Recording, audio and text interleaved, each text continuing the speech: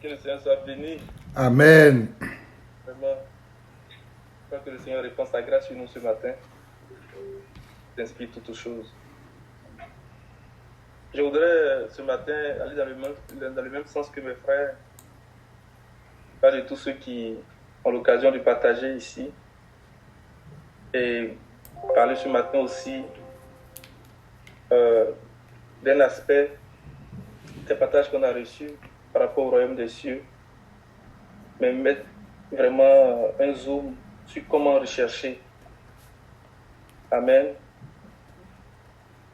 Dans Matthieu 6, verset 33, on va croiser deux passages pour nous aider à comprendre cette chose-là. Que le Seigneur rende les choses encore plus évidentes pour nous. Parce qu'il a dit, pour montrer avec plus d'évidence aux héritiers de la promesse, il est intervenu par un serment. Amen. Si le Seigneur dit des choses, qu'il revient sur des choses, c'est pour nous donner vraiment la capacité, la possibilité d'avoir tous les contours vraiment de ce qu'il veut nous enseigner, de manière à ce que nous puissions les saisir. Amen. Donc, on va croiser deux passages, Matthieu 6, 33, et puis Romains, chapitre 2, verset 6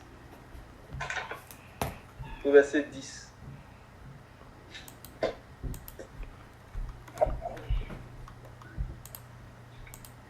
Dans Matthieu 6, 33, il dit « Recherchez d'abord le royaume et la justice de Dieu, et tout cela vous sera donné en plus. » Amen. Et dans Romains 2, à partir du verset 6, il dit qu'il rendra à chacun selon ses œuvres. Dieu point. Réservant la vie éternelle à ceux qui, par la persévérance à bien faire, cherchent l'honneur, la gloire et l'immortalité. Mais l'irritation et la colère à ceux qui, par esprit de dispute, sont rebelles à la vérité et obéissent à l'injustice. Tribulation et angoisse sur toute âme d'homme qui fait le mal, sur le juif premièrement et sur le grec. Gloire, honneur et paix pour quiconque fait le bien, pour le juif premièrement, puis pour le grec. Car devant Dieu, il n'y a point d'acception de personne. Amen. Amen. Alors, je vais qu'on parte quand même à partir de quelques affirmations qui sont des vérités vraiment puissantes que le Seigneur nous enseigne dans sa parole, parlant de comment on rentre dans le royaume de Dieu ou bien comment on recherche le royaume de Dieu. Amen. Et la première affirmation s'appuie vraiment sur ce que Paul disait à Timothée, dans 2 Timothée 4, verset 17 au verset 18. L'apôtre Paul dit dans ce passage-là que c'est Dieu qui nous fait rentrer dans son royaume après nous avoir délivrés de tous nos ennemis. Amen. 2 Timothée 4, verset 17. Passage, s'il vous plaît. 2 Timothée 4, verset 17 au verset 18. C'est le verset 18 qu'on recherche. C'est le Seigneur qui m'a assisté, qui m'a fortifié, afin que la prédication fût accomplie par moi et que tous les païens l'entendissent. Et j'ai été délivré de la gueule du lion. Verset 18. Le Seigneur me délivrera de toute œuvre mauvaise et il me sauvera pour me faire entrer dans son royaume céleste. À lui seul la gloire au siècle des siècles. Amen. Amen. Donc il dit c'est le Seigneur qui me sauvera pour me faire entrer dans son royaume céleste. Amen. C'est le Seigneur qui connaît le chemin. C'est l'Esprit qui connaît le chemin. Alléluia. Et c'est le Seigneur qui a déjà emprunté ce chemin-là. Et c'est lui qui nous prend et qui nous fait rentrer dans son royaume céleste. Amen. Ça, c'est une affirmation qui est aussi une vérité que le Seigneur nous enseigne ce matin. Et l'autre passage aussi, pour venir comme une deuxième affirmation, dans 1 Thessaloniciens 2, verset 12. L'apôtre Paul dit quelque chose à ce sujet. 1 Thessaloniciens 2, verset 12. De marcher d'une manière digne de Dieu qui vous appelle à son royaume et à sa gloire. Dans ma version ici, j'ai lu verset 11. Il dit, vous savez aussi que nous avons été pour chacun de vous ce qu'un père est pour ses enfants. Vous exhortant, vous consolant, vous conjurant de marcher d'une manière digne de Dieu, qui vous appelle à son royaume et à sa gloire. Alléluia. Amen. Alors, quand on parle du royaume de Dieu, ou bien quand on parle de la justice de Dieu, ce sont des mystères. Le royaume de Dieu est un mystère. Et la justice de Dieu est un mystère. Et le moyen que le Seigneur nous donne, ou bien ce qui nous permet de rentrer dans le mystère, c'est la révélation qui nous est donnée par le Saint-Esprit. Amen. Si nous n'avons pas la révélation du Seigneur, on ne peut pas rentrer, on ne peut pas saisir ces mystères-là. C'est pour ça que lorsqu'il commence à enseigner dans Matthieu 13, les disciples vont lui demander des explications des paraboles. Il dit que à vous cela a été donné, parce qu'il vous a été donné de comprendre les mystères du royaume. Alléluia.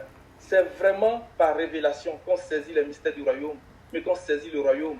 Et c'est vraiment par révélation aussi qu'on saisit la justice de Dieu. Amen. Et s'il y a un endroit, ou bien s'il y a quelque chose que le Seigneur nous a donné, vraiment pour avoir la révélation du mystère du royaume, du mystère de la justice, c'est par l'évangile. C'est par l'évangile. Alléluia. Amen. Amen. C'est par l'évangile que nous avons la révélation du mystère de Dieu. Alléluia. C'est pour ça que dans Romains 16, 25, on va le lire. On va lire beaucoup de passages, donc n'hésitez pas à intervenir sur les passages qui sont partagés. Il dit, à celui qui peut vous affermir selon mon évangile et la prédication de Jésus-Christ, conformément à la révélation du mystère caché pendant des siècles, mais manifesté maintenant par les écrits des prophètes, d'après l'ordre du Dieu éternel, et porté à la connaissance de toutes les nations, afin qu'elles obéissent à la foi. À Dieu seul sage, soit la gloire au siècle des siècles, par Jésus-Christ. Amen. Donc c'est par l'évangile que nous avons la révélation des mystères, mais que nous avons la révélation dans ce qui nous concerne ici, du mystère du royaume et de la justice de Dieu. Amen. Amen. C'est pour ça que nous allons considérer vraiment un aspect, ou bien j'ai envie de dire, nous allons considérer ce que l'apôtre Paul dit par rapport à la révélation que l'évangile nous apporte au sujet du royaume de Dieu et de sa justice. Dans Romains chapitre 1, verset 16 et verset 17. Alléluia.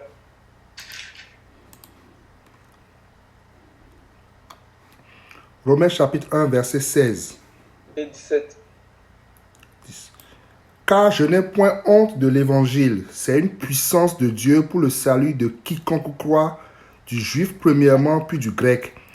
Parce qu'en lui est révélée la justice de Dieu par la foi et pour la foi, selon qu'il est écrit, le juste vivra par la foi. Amen. Il dit, parce qu'en lui, verset 17, est révélée la justice de Dieu par la foi et pour la foi, selon qu'il est écrit, le juste vivra par la foi. C'est très clair. C'est l'évangile qui va venir nous révéler vraiment la justice de Dieu, mais aussi il va venir nous révéler les mystères du royaume. Amen. Amen. Et quand on regarde ce passage, au verset 7, il dit, je n'ai point honte de l'évangile. Alors, pour nous donner vraiment, j'ai envie de dire, un fil conducteur par rapport à ce que Paul est en train de dire ici, parce que c'est deux versets, mais il y a tellement de choses dedans. On va aller voir, parce qu'il reprend ce même passage-là, quand il s'adresse à Timothée. Amen. Dans 2 Timothée, le chapitre 1, on va lire à partir du verset 6. Pourquoi on va lire à partir du verset 6? Parce qu'au chapitre 1 de Romains, à partir du verset 11, il dit quelque chose de vraiment précis. Il dit, car je désire vous voir pour vous communiquer quelques dons spirituels, afin que vous soyez affermis, ou plutôt, afin que nous soyons encouragés ensemble au milieu de vous par la foi qui nous est commune à vous et à moi. Je ne veux pas vous laisser ignorer, frères, que j'ai souvent formé le projet d'aller vous voir afin de recueillir quelques fruits parmi vous, comme parmi les autres nations. Mais j'en ai été empêché jusqu'ici. Je me dois aux Grecs et aux barbares, aux savants et aux ignorants. Ainsi, j'ai le vif désir de vous annoncer l'évangile à vous qui êtes à Rome. Et c'est la suite de ça qui dit au verset 16, je n'ai point honte de l'évangile. Alors pourquoi est-ce qu'il dit ça? Alléluia. Allons-y dans 2 Timothée 1, à partir du verset 6. Parce que c'est la même idée qui reprend quand il commence à Timothée. Et ça va nous donner vraiment une ossature, un fil conducteur pour pouvoir suivre un peu ce que Paul est en train de dire ici. Parce qu'effectivement, quand on lit dans l'épître de Paul aux Romains, on voit qu'il commence à révéler vraiment cette justice de Dieu là. Amen. C'est la révélation qu'il donne. Et le passage que nous avons lu dans Romains chapitre 2, à partir du verset 6 là, c'est comme, je viens de dire, une conclusion pour dire que, voilà, si vous voulez rentrer dans la justice de Dieu, voici ce qu'il faut faire. Il dit que à ceux qui par la persévérance après faire. Mais ça vient se rattacher au verset 6 pour dire que c'est à travers nos œuvres. Mais quelles œuvres? Les œuvres de la foi. Alléluia. Parce que les œuvres de la foi, en fait, c'est l'expression de notre justice. Amen. Amen. 2 Timothée 1, à partir du verset 6. C'est pourquoi... À partir du verset 8, on va faire très attention à ce que Paul dit. C'est pourquoi je t'exhorte à ranimer le don de Dieu que tu as reçu par l'imposition de mes mains. Amen. Il dit que j'avais le désir de venir vous voir afin de vous communiquer un don spirituel. Afin que nous soyons encouragés ensemble par la foi qui nous est commune. Amen. Et c'est vraiment important que le Seigneur nous communique ce don spirituel-là. Alléluia. Pour que nous soyons affermis, pour que nous soyons encouragés dans la foi. Alléluia. Pour que nous puissions pratiquer bien, accomplir les œuvres de la foi. Verset 7. Car ce n'est pas un esprit de timidité que Dieu nous a donné, mais un esprit de force, d'amour et de sagesse. N'êtes donc point honte du témoignage à rendre à notre Seigneur, ni de moi son prisonnier. Amen. Parce que l'évangile, c'est la prédication de Jésus-Christ, c'est le témoignage de Jésus-Christ. Alléluia. Qui nous révèle le mystère de Christ, qui nous révèle le mystère du royaume et qui nous révèle aussi le mystère de la justice. Donc il dit à Timothée, n'aie pas honte de ce témoignage-là. Amen. Continue. Mais souffre avec moi pour l'évangile par la puissance de Dieu, qui nous a sauvés et nous a adressé une sainte vocation, non à cause de nos œuvres, mais selon son propre dessein et selon la grâce qui nous a été donnée en Jésus-Christ avant les temps éternels, et qui a été manifestée maintenant par l'apparition de notre Sauveur Jésus-Christ, qui a détruit la mort et a mis en évidence la vie et l'immortalité par l'Évangile. Alléluia. Et cette même idée est reprise lorsqu'il parle à Timothée, dans 1 Timothée 6, à partir du verset 11. Parce que dans ce qu'on vient de lire, il est en train de dire que Christ lui-même a rendu témoignage aussi. Vraiment de comment il nous amène à rentrer dans le royaume, mais de comment aussi il nous amène à saisir la justice de Dieu. Alléluia. Amen. On va lire ça aussi parallèlement. 1 Timothée 6, à partir du verset 11.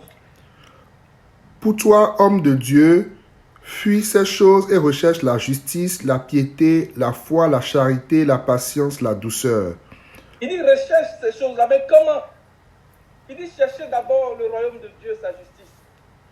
Il dit recherche ces choses-là. Parce que ça, ce sont des choses qui nous parlent du royaume. Alléluia. C'est en cela que consiste vraiment le royaume de Dieu. Amen. Amen. Verset 12. Combat le bon combat de la foi, saisis la vie éternelle à laquelle tu as été appelé et pour laquelle tu as fait une belle confession en présence d'un grand nombre de témoins. Je te recommande devant Dieu qui donne la vie à toutes choses et devant Jésus-Christ qui fit une belle confession devant Ponce Pilate de garder le commandement et de vivre sans tâche, sans reproche jusqu'à l'apparition de notre Seigneur Jésus-Christ, que manifestera en son temps le bienheureux et seul souverain, le roi des rois et le Seigneur des seigneurs, qui seul possède l'immortalité, qui habite une lumière inaccessible, que nul homme n'a vu ni ne peut voir, à qui appartiennent l'honneur et la puissance éternelle. Amen. Amen. Donc dans le verset 13, il dit que le Seigneur Jésus lui-même a rendu témoignage. Il a fait devant Ponce Pilate une belle confession. C'est un témoignage. Il avait rendu témoignage de la vérité. Il avait rendu témoignage de la vérité. Alléluia. Donc nous allons considérer ce matin, et je bénis le Seigneur pour le temps de direction, le témoignage de Jésus-Christ, qui va nous donner de rentrer, j'ai envie de dire, de saisir vraiment cette révélation-là, la révélation du royaume de Dieu et sa justice. Donc lorsque l'apôtre Paul parle aux Romains, dans Romains chapitre 1, verset 16, il dit « Je n'ai point honte de l'évangile ». Parce que Christ non plus n'a pas eu honte de l'évangile. Il a fait une belle confession. Il a rendu témoignage devant Ponce Pilate. Il a rendu témoignage devant le monde entier. Alléluia. De ce que l'évangile vient faire en nous, de ce que l'évangile vient nous apporter. Et nous voulons saisir le témoignage de Jésus-Christ ce matin. Parce que ce témoignage-là va nous guider pas à pas à rentrer dans le royaume de Dieu et sa justice. Alléluia. Pourquoi est-ce que c'est important? Dans 1 Jean 5, à partir du verset 9, l'apôtre Jean dit quelque chose de très puissant, comme le frère Alain le partageait ce matin, au sujet du témoignage de Jésus-Christ. Il dit le témoignage des hommes, le témoignage de Dieu est plus grand. Le témoignage de Dieu est plus grand parce que c'est la vie. Vas-y mon frère, amen. Si nous, Personne ne peut lire les passages. Hein. N'hésitons pas à lire les passages pour qu'on puisse lire le maximum de passages pour comprendre. si nous recevons le témoignage des hommes, le témoignage de Dieu est plus grand, car le témoignage de Dieu consiste en ce qu'il a rendu témoignage à son Fils. Celui qui croit au Fils de Dieu a ce témoignage en lui-même. Celui qui ne croit pas Dieu le fait menteur, puisqu'il ne croit pas au témoignage que Dieu a rendu à son Fils. Et voici ce témoignage, c'est que Dieu nous a donné la vie éternelle et que cette vie est dans son Fils. Celui qui a le Fils a la vie. Celui qui n'a pas le Fils de Dieu n'a pas la vie. Je vous ai écrit ces choses afin que vous sachiez que vous avez la vie éternelle, vous qui croyez au nom du Fils de Dieu. Alléluia. Et dans Jean 6, il parlait aux Juifs et puis il leur disait, vous avez voulu vous réjouir vraiment en présence de Jean-Baptiste. Je vais chercher le passage, je ne l'avais pas cherché.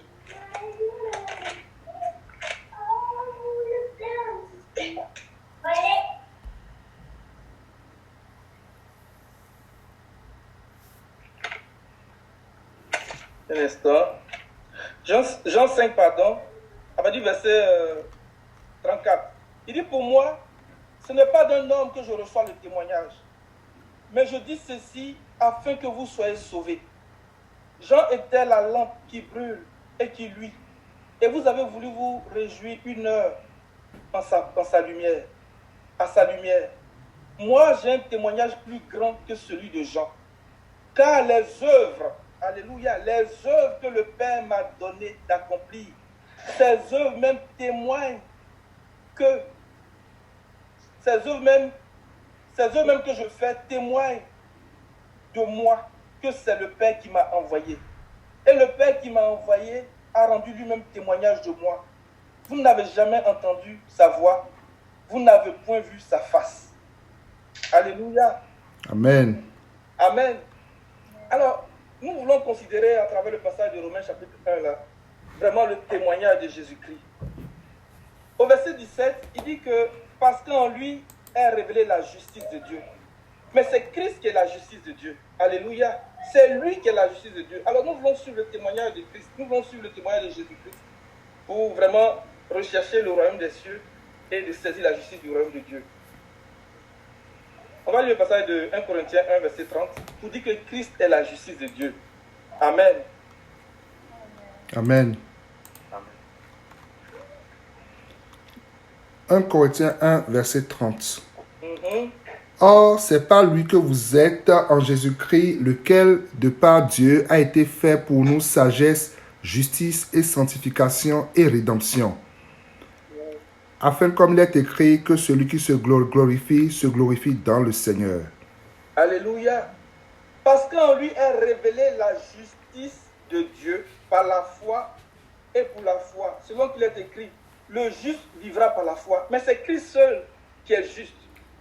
Et lorsque nous allons commencer à regarder vraiment le témoignage du Seigneur, nous allons voir comment lui nous prend et puis nous justifie. Et puis il nous déclare juste devant lui. Alléluia. Amen. Amen. Regardons aussi pour cela 2 Corinthiens 5, verset 21.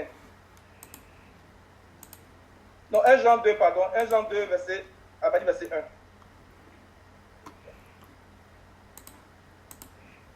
Le juste, c'est le Seigneur.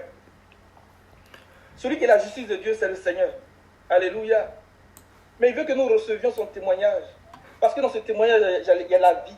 Et c'est à travers ce témoignage-là qu'il nous prend et puis nous fait rentrer dans son royaume. Et nous donne de saisir la justice du royaume. 1 Jean 2.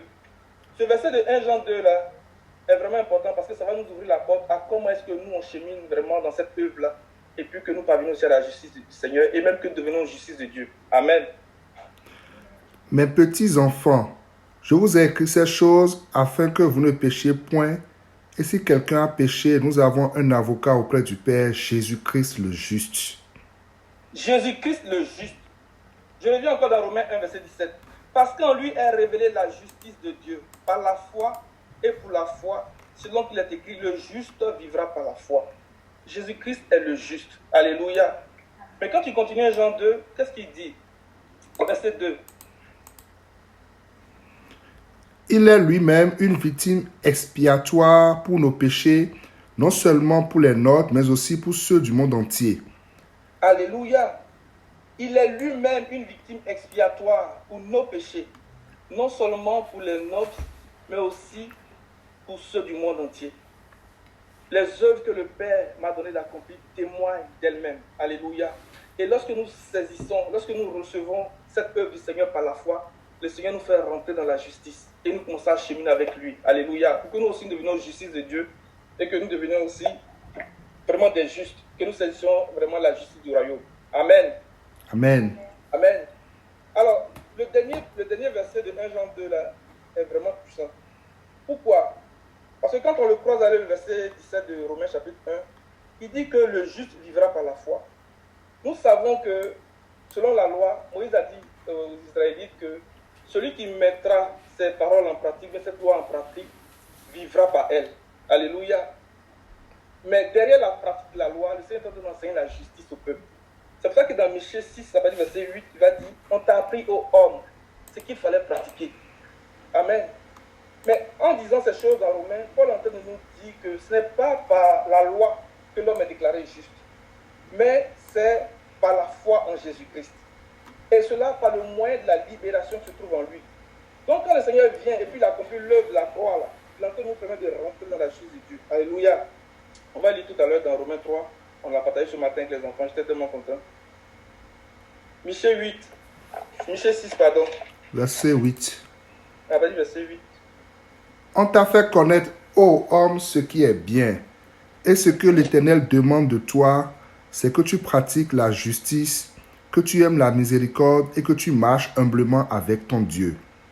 Alléluia. Comment les gens dans l'ancien temps pouvaient savoir qu'à travers vraiment les œuvres de la loi, le Seigneur est en train de leur montrer qu'il fallait pratiquer la justice? Les gens ne savaient pas. Ils sont restés dans ces choses-là.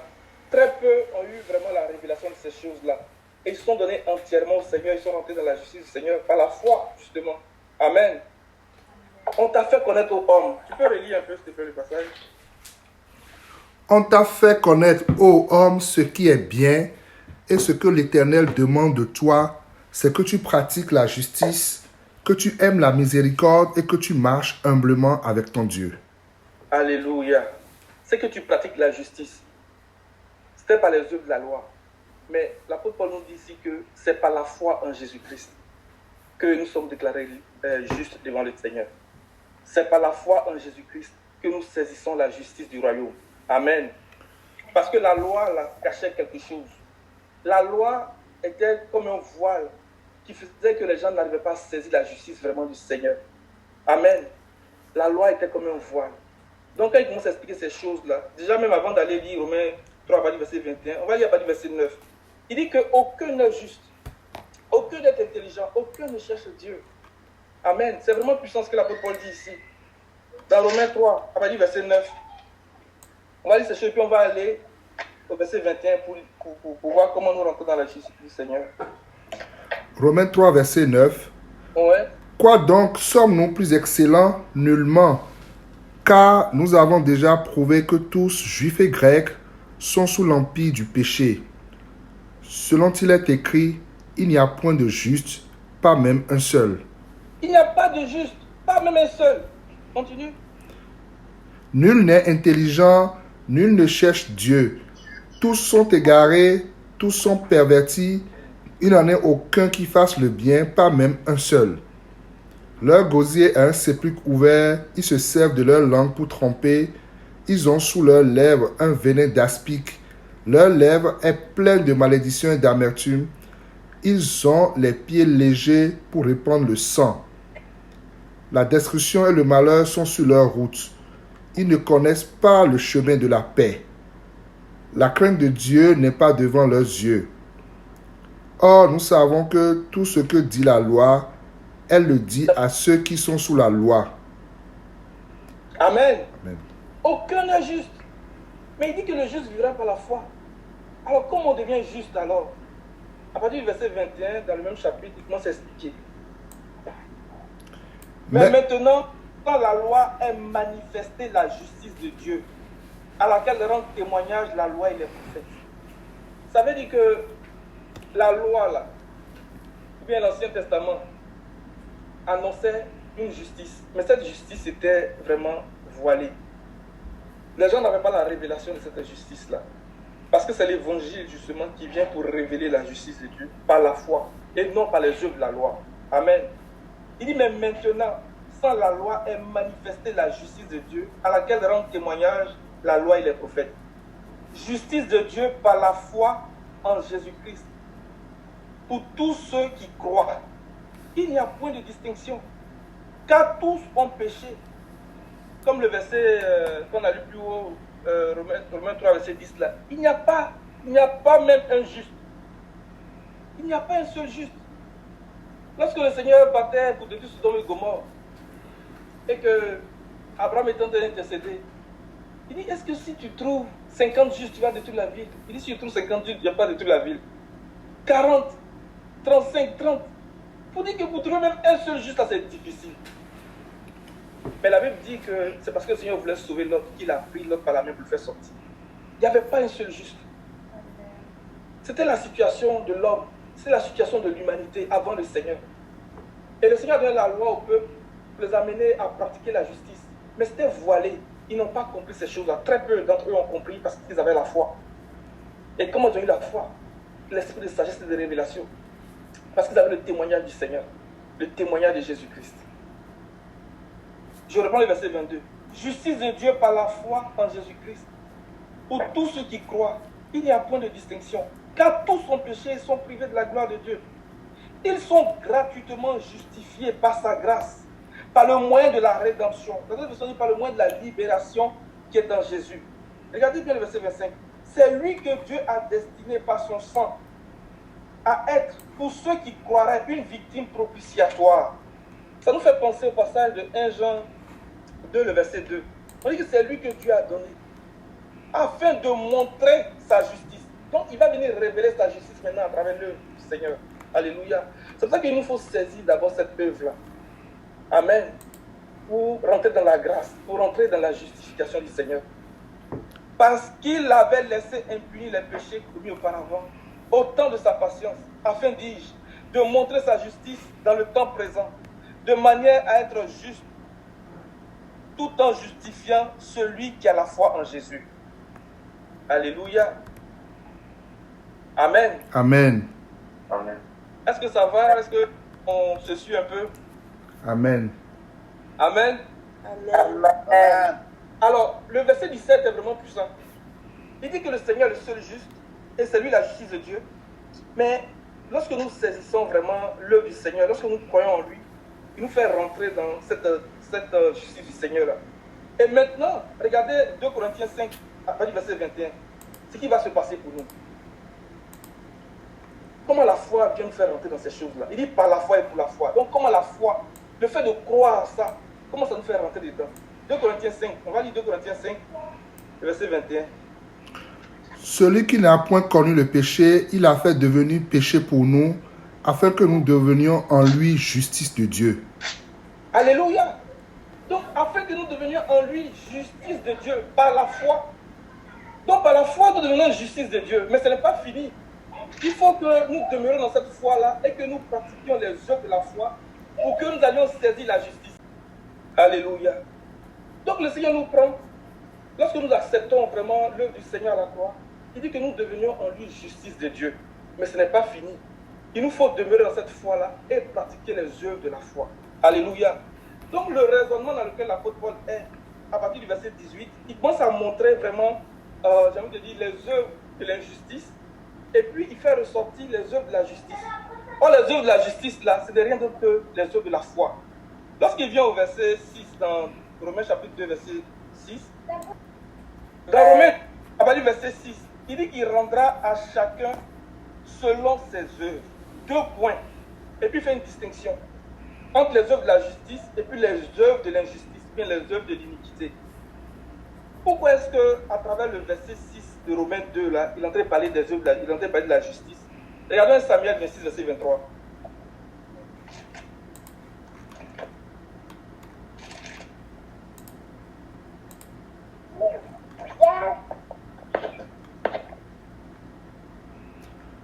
1 Samuel 6,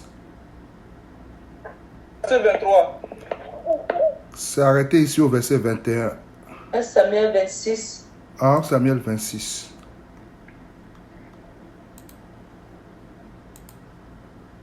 Verset 23.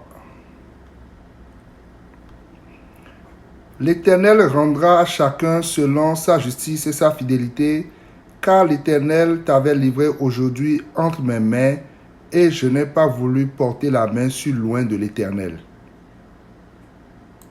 Amen. Amen. Amen. Amen. Amen. Le Amen. verset 23 est vraiment puissant. Samuel 26, verset 23. David était persécuté par Saül. À plusieurs reprises, Saül a voulu le supprimer. Et ça, j'ai envie de dire que c'était le dernier épisode de la tentative de Saül de supprimer David. Et là, quelque chose va se passer. Une déclaration puissante de David va nous permettre de comprendre ce que le Seigneur veut nous dire dans Romains 2, verset 6, qui rendra à chacun selon ses œuvres.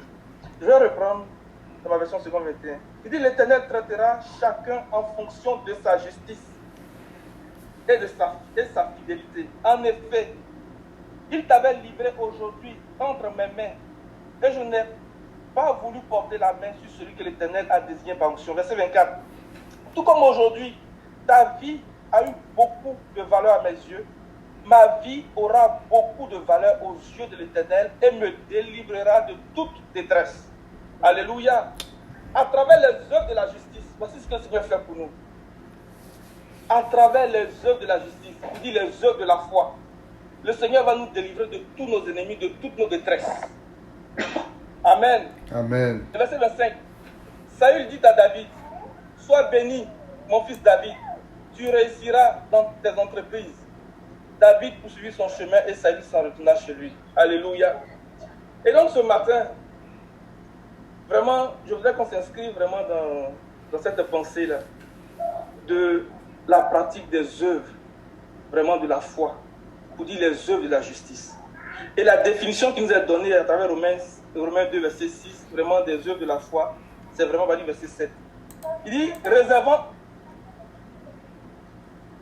la vie éternelle à ceux qui, par la persévérance, à bien faire, recherchent l'honneur, la gloire et l'immortalité.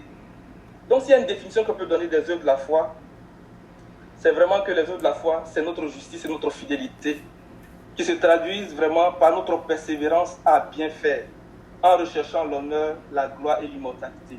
Alléluia. Et les œuvres de la foi, j'ai envie de dire que c'est le salaire que nous gagnons.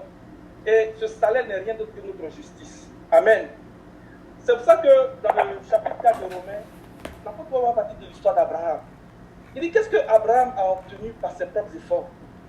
Mais qu'est-ce qu'il a obtenu par ses œuvres? S'il a obtenu quelque chose par ses œuvres, il a de quoi se montrer fier, mais non devant Dieu. Mais Abraham a obtenu une justice par la foi. Amen. Amen. Amen.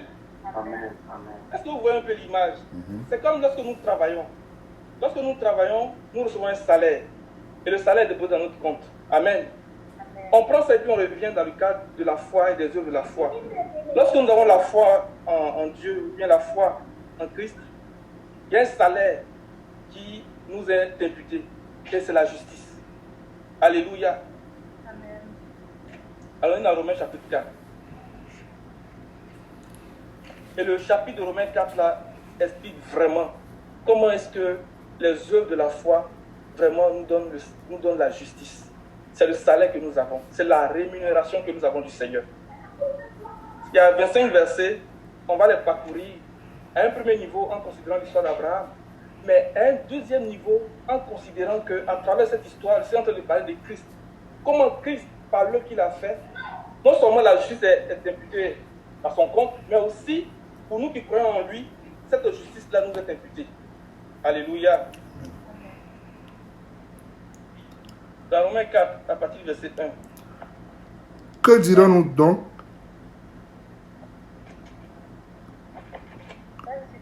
Allez-y. Que dirons-nous donc qu'Abraham, notre père, a obtenu selon la chair? Si Abraham a été justifié par les œuvres, il a sujet de se glorifier, mais non devant Dieu. Car que dit l'Écriture? Abraham crut à Dieu et cela lui fut imputé à justice. Or, Amen. Amen. Le verset 3 est vraiment puissant. Abraham, en effet, que dit l'Écriture? Abraham eut confiance en Dieu et cela lui a été imputé comme justice. Là, il va expliquer ce qu'il vient de dire au verset 3. Vas-y, s'il te plaît. Or, à celui qui fait une œuvre, le salaire est imputé non comme une grâce, mais comme une chose due. Alléluia.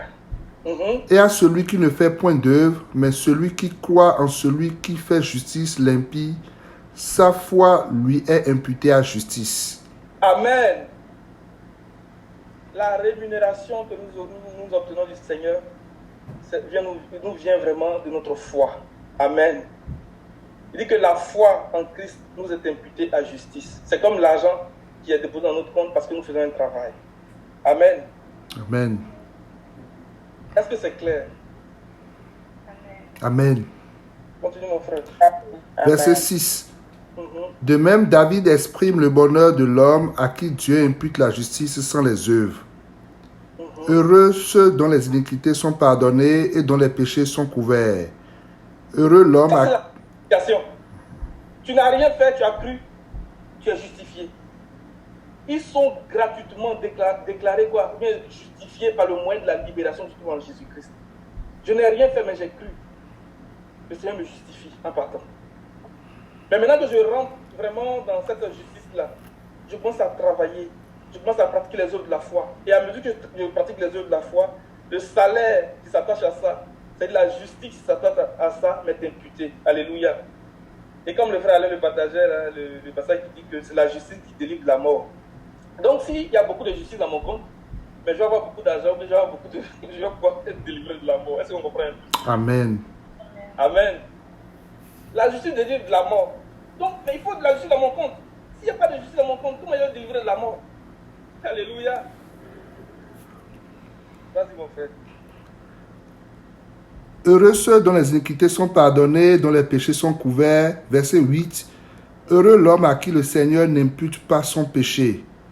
Ce bonheur n'est-il que pour les circoncis ou est-il également pour les incirconcis? Car nous disons que la foi fut imputée à justice à Abraham. Dans ma version ici, on dit en effet, nous disons que la foi d'Abraham lui a été imputée comme justice. Comme justice. Alléluia. Vas-y.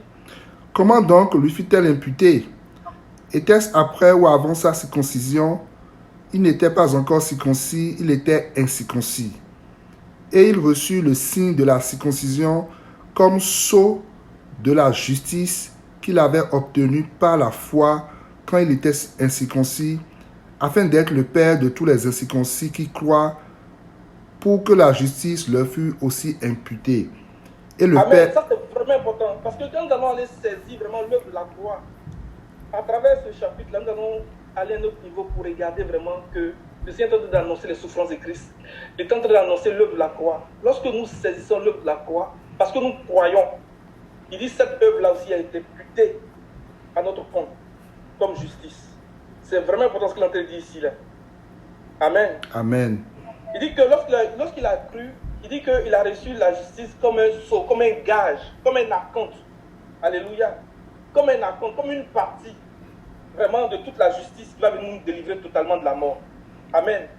Donc, la foi que nous avons au début, là, lorsque nous avons la foi au début, lorsque nous recevons le Seigneur, il y a comme un acompte. Il y a comme une justice que le Seigneur nous impute tout de suite en partant. Mais à mesure que nous pratiquons les œuvres de la foi, notre justice augmente. Elle augmente, elle augmente, elle augmente, jusqu'à atteindre la plénitude. Alléluia. Et elle nous délivre totalement de la mort. Amen. Amen. Parce que la délivrance de la mort, c'est un processus. La mort s'exprime aujourd'hui, là, comme on le connaît, de 4 manières. On le voit ici. Mais lorsque nous avons la foi, nous sommes délivrés, nous guérissons. Il dit, tous ceux qui croiront, ils vont saisir des serpents, ils vont boire des breuvages mortels. Tout ça, c'est la foi. C'est pas la foi. Donc la foi que nous avons au début, vraiment, est une justice que Dieu nous donne et puis nous délivre vraiment de certaines expressions de la mort. Mais pour la rédemption totale, il faut que cette foi-là fasse des progrès jusqu'à arriver vraiment à la plénitude, que nous soyons libérés totalement. Alléluia. Amen. Verset 12. Et le Père des circoncis, qui ne sont pas seulement circoncis, mais encore qui marchent sur les traces de la foi de notre Père Abraham quand il était incirconcis. En effet, ce n'est pas par la loi que l'héritage du monde a été promis à Abraham ou à sa postérité, c'est par la justice de la foi. Car si les héritiers le sont par la foi est vaine et la promesse est anéantie, parce que la loi produit la colère et que là où il n'y a point de loi, il n'y a point non plus de transgression. C'est pourquoi les héritiers le sont par la foi, pour que ce soit par grâce, afin que la promesse soit assurée à toute la postérité, non seulement à elle qui est sous la loi, mais aussi à celle qui a la foi d'Abraham, notre Père à tous. Amen. Amen. À partir du verset 13, faisons attention à ce qu'il dit. En effet, ce n'est pas par la loi que la promesse de recevoir le monde en héritage a été faite à Abraham et à sa descendance.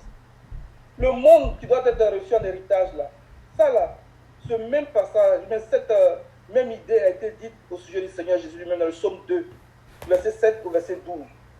Donc à travers ce chapitre-là, vraiment, nous regardons la vie d'Abraham, mais regardons aussi vraiment le témoignage de Jésus-Christ, les œuvres que le Père lui a donné d'accomplir. Lorsque nous recevons, lorsque nous croyons en ces œuvres-là, cette même justice, ça s'applique à nous. C'est pour ça que nous devenons justice de Dieu. Alléluia. On va aller lire le psaume 2, verset 7 au verset 12. Et gardez à l'esprit vraiment le passage de Romains 4, verset 13 là. Psaume 2, à partir du verset 7. Mhm. Je publierai le décret, l'Éternel m'a dit, tu es mon fils, je t'ai engendré aujourd'hui. Demande-moi et je te donnerai les nations pour héritage, les extrémités de la terre pour possession. Tu les brises. Alléluia. Il dit, demande-moi et je te donnerai les nations pour héritage. Dans le verset 13, il dit, en effet, ce n'est pas par la loi que la promesse de recevoir le monde en héritage a été faite à Abraham. Donc, on remplace Abraham ici par le Fils. Alléluia. Ce n'est pas par la loi, mais c'est par la foi. Amen. Amen. Continue le passage de Psaume 2, là, s'il te plaît. Verset 9. Tu les briseras avec une verge de fer, tu les briseras comme le vase d'un potier. Et maintenant, roi, conduisez-vous avec sagesse, juge de la terre, recevez instruction. Servez l'Éternel avec crainte et réjouissez-vous avec tremblement.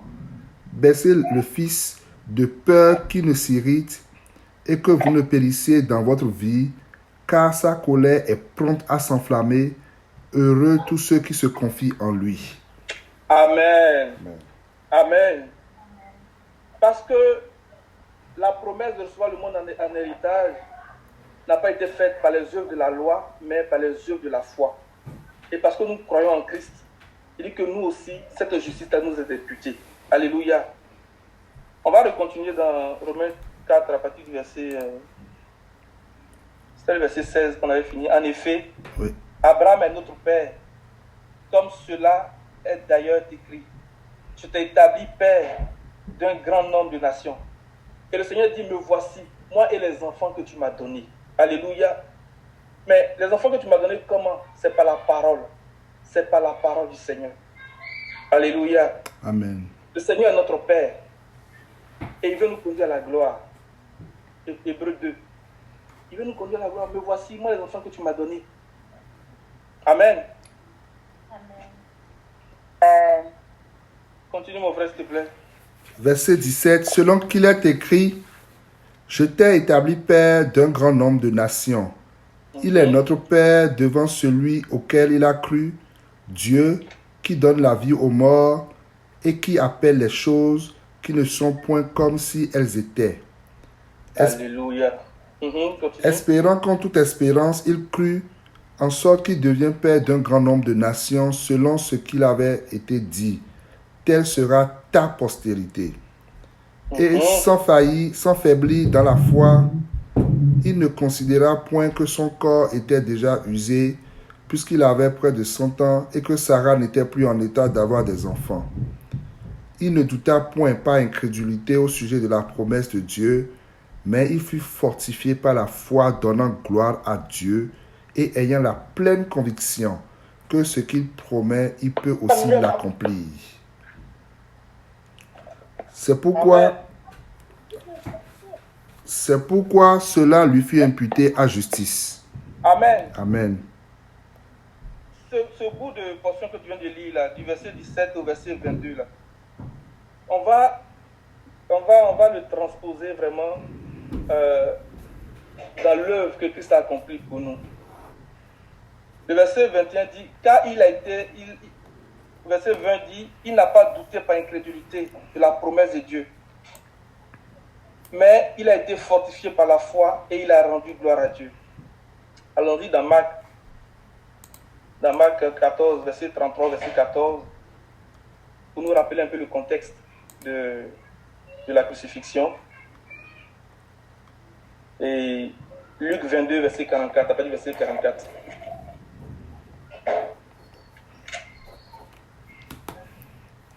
Marc 14 à partir du verset 33. Verset 33, verset 34. Il prit avec lui Pierre, Jacques et Jean et il commença à éprouver de la frayeur et des angoisses. Verset 34. Il leur dit, mon âme est triste jusqu'à la mort, restez ici et veillez. Amen. Restez ici et veillez. Dans Romains 1, verset 16, là, il dit, je n'ai point honte de l'évangile. Parce que c'est la puissance de Dieu pour le salut de quiconque croit. Mais ce salut de quiconque là, c'est le salut de nos âmes. Alléluia. Le Seigneur est en train de nous montrer comment devant les angoisses de la mort, comment devant la puissance de la mort, il va nous conduire à la libération, à la délivrance totale. Amen. Il dit que mon âme est triste jusqu'à la mort. Quand on reprend le même épisode dans Luc 22, à partir du verset 44, il dit, il n'a pas dit verset 42. Verset 42. Ouais. Disant, Père, si tu voulais éloigner de moi cette coupe, toutefois que ma volonté ne se fasse pas, mais la tienne. Alors un ange lui apparut du ciel pour le fortifier. Étant en agonie, il priait plus instamment et sa sueur devint comme des grumeaux de sang qui tombaient à terre. Alléluia. Lorsque nous mettons notre confiance vraiment dans cette œuvre de la croix, lorsque nous mettons notre confiance dans l'œuvre du Seigneur, il dit que nous sommes puissamment fortifiés. Parce que ce que Abraham a expérimenté, c'était vraiment une expression de la mort. Il dit qu'il était vieux. La vieillesse, c'est un processus de la mort. Ça fait partie du processus de la mort, c'est une expression de la mort. Il n'était plus en état d'avoir des enfants. Ni même que Sarah, son épouse, n'était plus en état d'avoir des enfants. Mais il a été puissamment fortifié par la foi. Alléluia. Donc, saisissons vraiment le témoignage du Seigneur à travers l'œuvre de la croix. Et plaçons toute notre confiance dans cette œuvre-là. Cela va nous être imputé à justice. Cela va nous être donné comme un gage pour le jour de la rédemption. Alléluia. Et lorsque nous mettons notre confiance dans l'œuvre de la croix, il dit que c'est un exercice à la persévérance. C'est un exercice vraiment à la persévérance. Alléluia. C'est pour ça que dans Romains 2, qu'on a lu, il dit que à tous ceux qui, par la persévérance, a bien fait, ils recherchent l'honneur, la gloire et l'immortalité. Alléluia. Il va leur réserver la vie éternelle. Pourquoi la vie éternelle? On va lire ça dans... La vie éternelle, là, c'est la couronne de la justice. La vie éternelle, c'est la couronne de la justice. Je vais demander à Céline de lire ça dans Apocalypse 2, le verset 10. Le dernier bout du verset 10 d'Apocalypse 2 dans Français courant. Lorsqu'il parle à l'église de Smyrne, c'est vraiment important ce qu'il est en train de dire là. Et que le Seigneur nous aide, vraiment. Céline, tu as trouvé le passage, tu peux lire. Apocalypse 2, verset 10. Lorsque le Seigneur parle de l'église de Smyrne. Amen. Il dit, ne crains pas ce que tu vas souffrir. Écoute, le diable va vous mettre à l'épreuve en jetant plusieurs d'entre vous en prison. On vous persécutera pendant 10 jours. Sois fidèle jusqu'à la mort et je te donnerai la couronne de victoire, la vie éternelle. Alléluia. Amen. La couronne de victoire, la vie éternelle. Amen. Amen. Amen. Que le Seigneur nous fortifie. Et je prie de tout mon cœur ce matin que si quelqu'un était vraiment éprouvé dans sa foi, que vraiment nous reconsidérions et que nous saisissions vraiment cette œuvre de la croix, ce témoignage du Seigneur, qui a été puissamment fortifié devant vraiment cette angoisse de son âme, devant vraiment la menace de la mort qui s'en venait. Il a été fortifié. Alléluia. Et ça prend vraiment dans les œuvres de la foi, ça prend l'exercice de la piété. La Bible dit que dans Hébreux 5, Céline, tu vas nous trouver ça s'il te plaît.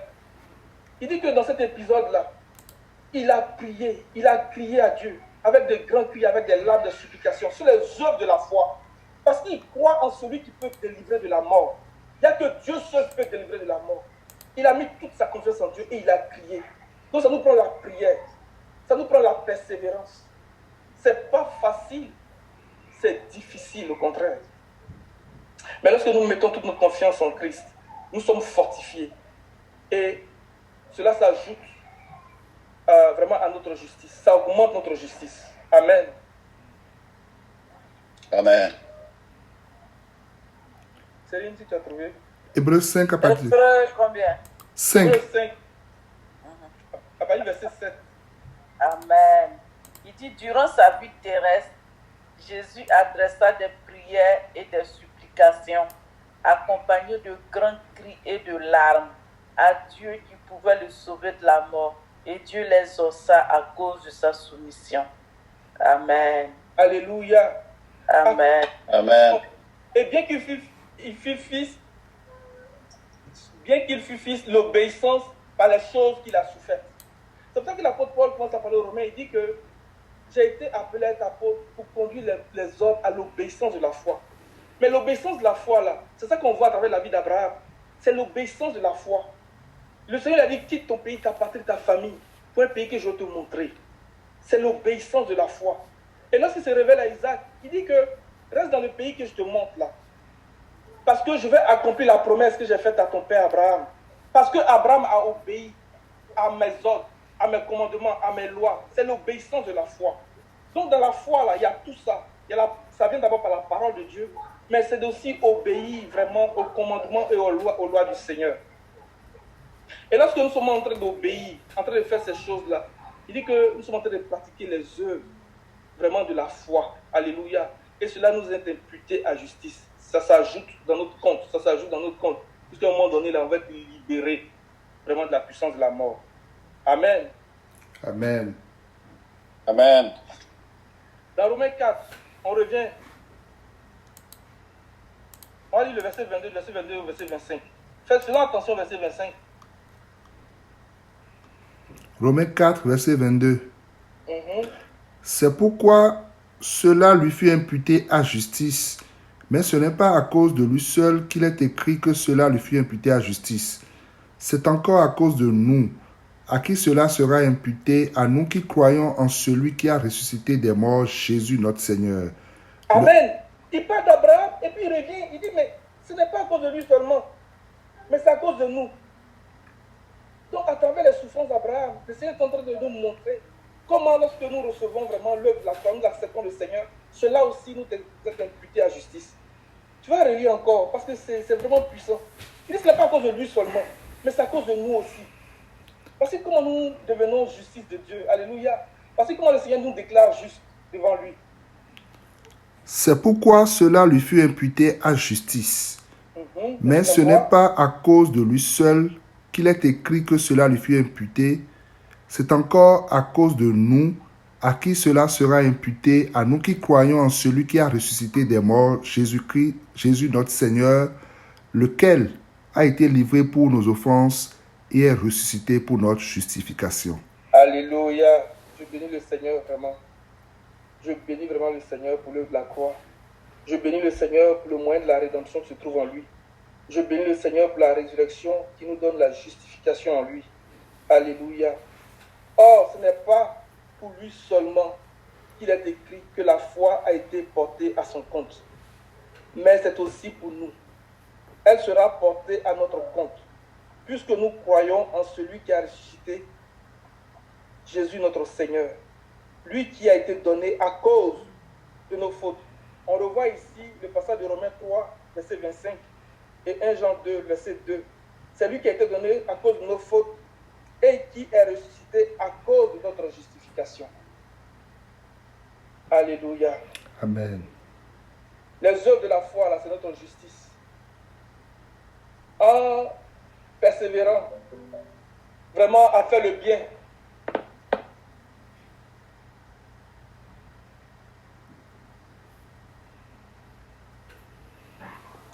Vraiment, je m'excuse. Que le Seigneur nous aide. Amen. Alléluia. Alors, si nous reconsidérons le passage de Romains 2, à partir du verset 7, il dit réservant la vie éternelle. On vient de lire tout à l'heure que la vie éternelle, là, c'est la couronne de la victoire. Alléluia. Amen. La Amen. vie éternelle, la couronne de la victoire, selon Apocalypse 2, verset 10.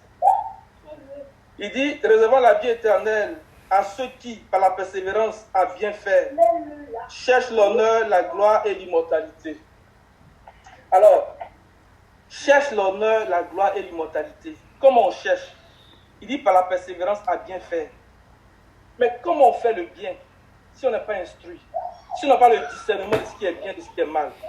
Regardons à ce sujet ce que dit Hébreux 5, verset 11. C'est par la nourriture solide. C'est vraiment par la nourriture solide. Alléluia. Hébreux 5, verset 11. Nous avons beaucoup à dire là-dessus et des choses difficiles à expliquer parce que vous êtes devenus lents à comprendre. Non. Hébreux 5, verset 10. Ouais, verset 11. Verset 11. Nous avons beaucoup à dire là-dessus et des choses difficiles à expliquer parce que vous êtes devenus lents à comprendre. Vous, en effet, qui depuis longtemps deviez être des maîtres, vous avez encore besoin qu'on vous enseigne les premiers rudiments des oracles de Dieu. Vous en êtes devenus à avoir besoin de lait et non de nourriture solide. Or, quiconque en est au lait n'a pas l'expérience de la parole de justice, car il est un enfant. Mais la nourriture solide est pour les hommes faits, pour ceux dont le jugement est exercé par l'usage à discerner ce qui est bien et ce qui est mal. Alléluia. C'est pas l'enseignement, c'est pas l'instruction. Il dit, mais la nourriture solide est pour les hommes faits, pour ceux dont le jugement est exercé par l'usage à discerner ce qui est bien et de ce qui est mal. Il dit, réservant la vie éternelle à ceux qui, par la persévérance, a bien fait. Je ne peux pas bien faire si je n'ai pas le discernement, si je n'ai pas le jugement exercé. Alléluia. Et ça prend la nourriture solide, ça prend la nourriture des adultes. Alléluia. C'est pour ça que dans Romains 2, avec le verset 17, l'apôtre Paul va dire ces choses encore. Il dit que toi qui te donnes le nom de juif, tu te reposes sur la loi, tu places ta fierté dans ton Dieu, tu connais sa volonté et tu discernes ce qui est important. Car tu es instruit par la loi. Alléluia. Amen. Amen. Ça nous prend l'instruction. Ça nous prend l'enseignement. Parce que l'instruction est une lumière. Alléluia. L'instruction vient aiguiser notre jugement. Vient nous donner le discernement. Alléluia. Donc on ne peut pas rechercher le royaume et sa justice si nous ne sommes pas instruits comme des adultes. Si nous n'avons pas le jugement exercé. Alléluia. À faire le bien. Amen. Amen. Alors, je vais essayer de m'arrêter en établissant certaines choses pour la prochaine fois. Je reviens encore dans le passage de Romains 2, verset 7. Il dit, réservant la vie éternelle à ceux qui, par la persévérance, à bien faire, cherchent l'honneur. Alors, comment on cherche ces choses-là? Lorsqu'on considère les paraboles du Seigneur dans Matthieu 13, les paraboles qu'on a beaucoup partagées ici à travers les frères, Matthieu 13, à partir du verset 44, il y a deux choses que je vais aller chercher dedans.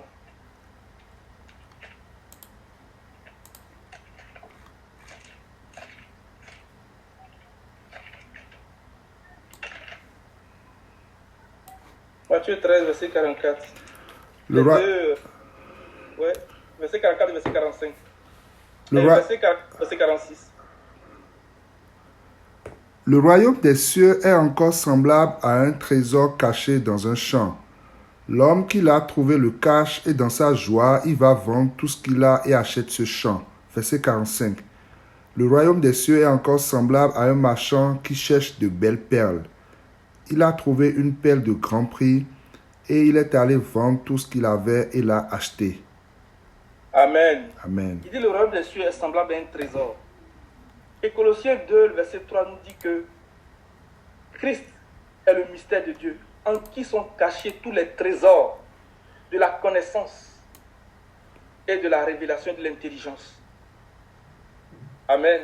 Amen. Mais l'apôtre Paul nous dit aussi que ce trésor-là, c'est comme le fondement pour la vie éternelle. Alléluia.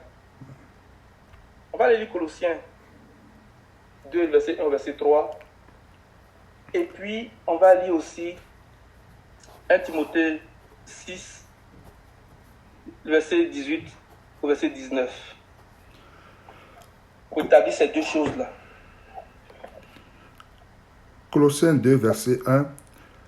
Je veux en effet que vous sachiez combien est grand le combat que je soutiens pour vous et pour ceux qui sont à Laodicée et pour tous ceux qui ne m'ont pas vu mon visage en la chair, afin qu'ils aient le cœur rempli de consolation, qu'ils soient unis dans la charité et enrichis d'une pleine intelligence pour connaître le mystère de Dieu, savoir Christ. Verset 3. Mystère dans lequel sont cachés tous les trésors de la sagesse et de la science. Alléluia. Le royaume des cieux est semblable à un trésor. Christ est notre trésor. Alléluia. Mais en lui sont cachés vraiment tous les mystères, tous les trésors de la sagesse et de la connaissance, la sagesse et de la science. Et le royaume des cieux est semblable à ce trésor-là. Alléluia. Amen. Amen. Mais ce trésor-là, c'est comme les fondements pour saisir la vie éternelle. On va lire 1 Timothée 6, verset 18 au verset 19. Faisons attention au verset 19. Recommande-leur de faire du bien, d'être riche en bonnes œuvres, d'avoir de la libéralité, de la générosité. Verset 19. Regardez bien le verset 18. D'être riche en belles œuvres, en bonnes œuvres, à ceux qui par la persévérance à bien faire. Alléluia, c'est notre richesse, c'est notre trésor. Verset 19, mon frère. Et de s'amasser ainsi pour l'avenir un trésor placé sur un fondement solide afin de saisir la vie véritable. Alléluia. Alléluia. Amen. Je vais lire dans la version seconde 21 et puis Céline, tu vas lire dans ta version français courant. Il dit, ordonne-leur de faire le bien, d'être riche en belles œuvres. Amen. De se montrer généreux, prêt à partager. Ils s'assureront ainsi en guise de trésor de bonnes fondations pour l'avenir, virgule, afin de saisir la vie éternelle. Amen. Alléluia. Donc quand on dit le trésor, le royaume des cieux est semblable à un trésor caché dans un champ là. C'est ça que l'apôtre Paul nous dit, et le Seigneur nous dit. Alléluia. Et l'apôtre Paul vient nous révéler ces choses-là. Parce que ce trésor-là, c'est pour nous permettre de saisir la vie éternelle. Alléluia. Céline, tu peux lire dans ta version, s'il te plaît. Recommande-leur de faire le bien, d'être riche en actions bonnes, d'être généreux et prêt à partager avec autrui. Qu'ils s'amassent ainsi un bon et solide trésor pour l'avenir, afin d'obtenir la vie véritable. Alléluia. Amen. Alléluia. Que le Amen. Seigneur bénisse sa parole, vraiment. Amen. Que le Seigneur bénisse sa parole. Et Amen. il dit que ce moment-là, c'est comme des perles. Regardez bien le passage de Matthieu 13, 44. Il dit, caché dans un champ, c'est dans le verset 45 qui dit ça. Le royaume des cieux est encore semblable à un marchand qui cherche de belles perles. Mais nous savons que là où il y a de belles perles en guise de fondement, là, c'est la Jérusalem d'en haut. Alléluia. Dans Apocalypse 21, il dit qu'il a vu cette ville-là. Il a vu cette ville-là et les fondations de la ville-là étaient faites en perles, de pierres précieuses.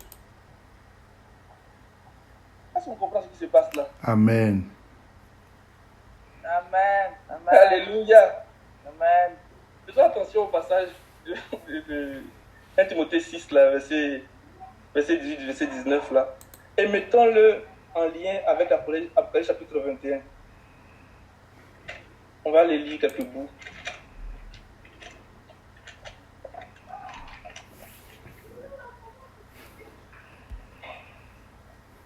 On aurait pu lire à partir du verset 9, mais on va lire à partir du verset 18. vas-y mon frère, amen. La muraille était construite en jasme et la ville était d'or pur, semblable à du verre pur. Les fondements de la muraille et de la ville étaient ornés de pierres précieuses de toute espèce. Le premier fondement était de jaspe. Amen. Attends d'abord. Attends. Il faut venir lire encore Matthieu 13, 45 là. Le royaume Le des royaume cieux de Dieu est encore semblable à un marchand qui cherche de belles perles. Alléluia. Il cherche de belles perles. Mais d'abord, il faut trouver le trésor en qui sont cachés vraiment tous les mystères de la connaissance et de la science et de la révélation. Parce que ces fondements-là, l'apôtre Paul dit que ça nous permet de saisir la vie éternelle. Mais comment? Il faut pratiquer de bonnes œuvres, les œuvres de la foi. Alléluia. Amen. Continue mon frère. Verset 19, Apocalypse 21. Les fondements de la ville, les fondements de la muraille de la ville étaient ornés de pierres précieuses de toute espèce.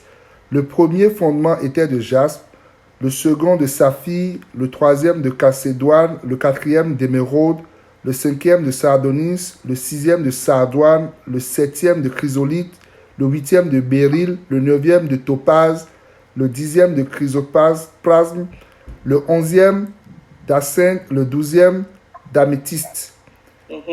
Les 12 portes étaient 12 perles. Les 12 portes étaient 12 perles. Chaque porte était d'une seule perle. La place de la ville était d'or pur comme du verre transparent. Je ne vis point de temple dans la ville, car le Seigneur Dieu Tout-Puissant est son temple ainsi que l'agneau. Alléluia. Amen. Alléluia. Que le Seigneur vraiment nous aide à comprendre ces choses-là. Je suis vraiment d'une très grande joie quand j'entends ça et puis je me réjouis dans le Seigneur. Je Amen. vais donner un passage avant de m'arrêter parce que c'est des choses que nous allons reprendre par la grâce de Dieu la semaine prochaine pour aller regarder encore plus en détail. Amen. Amen. Quand on revient au verset 44 de Matthieu 13, il dit « Le royaume des cieux est encore semblable à un trésor caché dans un champ. L'homme qui l'a trouvé le cache et dans sa joie, il va vendre tout ce qu'il a et il achète ce champ. » Je veux faire ressortir ici la bonne attitude à avoir. Alléluia. Il dit dans sa joie. Mais qu'est-ce qui va faire ma joie? Qu'est-ce qui doit faire notre joie? C'est ce que l'apôtre Pierre nous révèle dans 1 Pierre 1. Amen. Pour faire le lien vraiment avec la foi et les œuvres de la foi. Et c'est vers ça qu'on va s'arrêter pour aujourd'hui. 1 Pierre 1.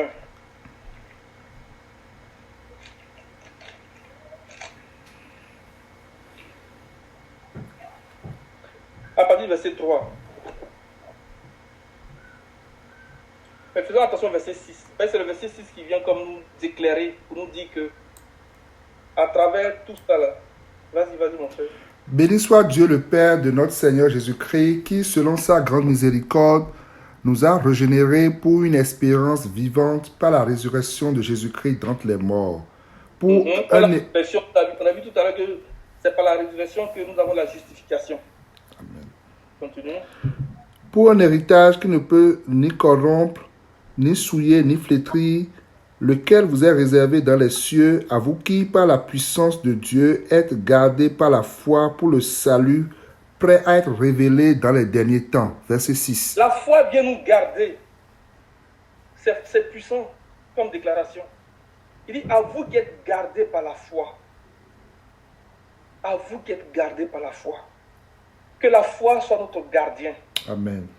Que la foi soit notre bouclier. Les amis, que la foi soit notre bouclier.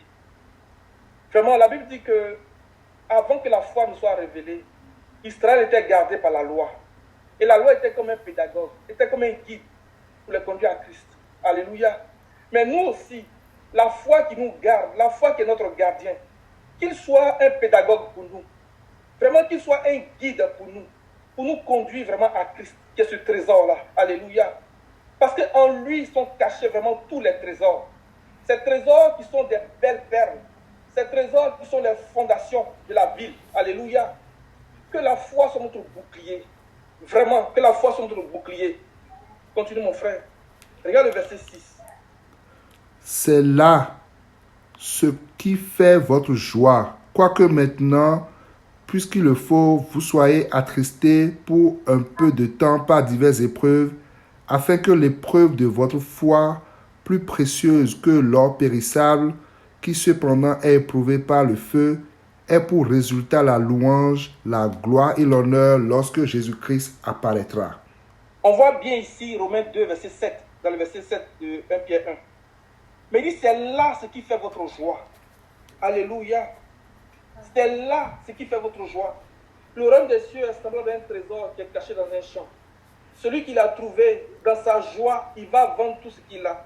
Alors si c'est là ce qui fait notre joie, vraiment, soyons prêts à tout vendre. Soyons prêts à renoncer à tout. Soyons prêts à tout abandonner pour aller acquérir ce champ-là. Alléluia. Amen. Amen. Amen. Amen. Alléluia. Ne vous entends pas, hein? Amen. Amen. Amen. Alléluia. Le verset Amen. continue dans la lecture du verset de 1 Pierre Verset 8. 1. Mhm. Lui que vous aimez sans l'avoir vu, en qui vous croyez sans le voir encore, vous réjouissant d'une joie ineffable et glorieuse, parce que vous obtiendrez le salut de vos âmes pour prix de votre foi. Alléluia. Vous obtenez le salut de vos âmes pour prix de votre foi. C'est ça que je voulais entendre avant de m'arrêter. Parce que dans Romains 1, verset 17, là, il dit que c'est l'évangile qui nous révèle la justice de Dieu par la foi et pour la foi. Selon qu'il est écrit, le juste vivra par la foi. Mais dans le verset 16, il a dit, je n'ai point honte de l'évangile parce que c'est la puissance de Dieu pour le salut de quiconque croit, pour le salut de nos âmes. Alléluia. Demande que le Seigneur nous bénisse, que le Seigneur nous fortifie et que le Seigneur nous donne de la persévérance dans la prière, qu'il nous donne de la persévérance vraiment dans la méditation, qu'il nous donne de la persévérance à rechercher le bien par le discernement qui nous vient du fait que nous sommes instruits.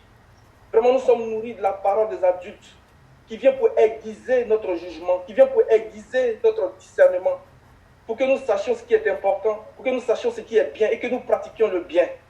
Et même que là où on va nous persécuter, comme Saül a persécuté David, que nous persévérions vraiment dans le bien, au nom de Jésus-Christ. Au nom de Jésus-Christ. Amen. Parce que Dieu va rendre à chacun selon ses œuvres. Il va rendre à chacun selon sa justice et sa fidélité. Et ce matin, les enfants, à travers le partage, on a vu que la fidélité, là, c'est vraiment comme la justice, la ceinture à notre rein. Que le Seigneur nous fortifie ce matin. Amen. Nous reviendrons sur ces choses-là pour parler vraiment des fondations de la vie, parler des pierres précieuses et de comment, en tout cas, par la grâce de Dieu, parce que je n'ai pas la révélation, mais nous voulons saisir la vie éternelle. Amen. Amen. Amen. Amen.